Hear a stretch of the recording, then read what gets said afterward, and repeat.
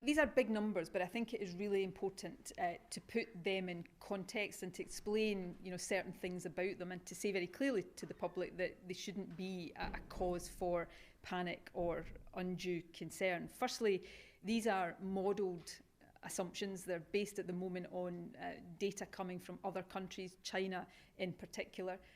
They are worst case scenarios, reasonable worst case scenarios. They are not necessarily what will come to pass.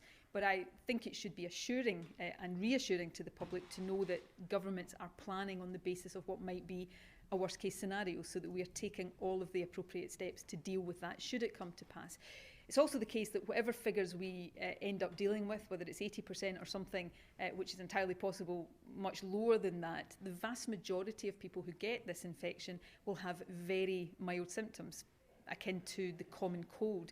In fact, some people who are exposed to and get the infection will experience no symptoms at all. It will be a small proportion who are seriously ill, and an even smaller proportion who would need hospital treatment. But the last thing to say about them is that they really do illustrate why it's important, if we get to the next phase of managing this outbreak, which is the delay phase, that we take that very seriously, because that is about ensuring that we slow down the spread and reduce the peak of the number of people who would be infected at any one time. So when you hear figures 80% or whatever, that's not people who will be infected all at the one time. That is over quite a lengthy period of time. And the more we can spread that and slow that, the more we reduce the impact for our NHS or the wider economy and society.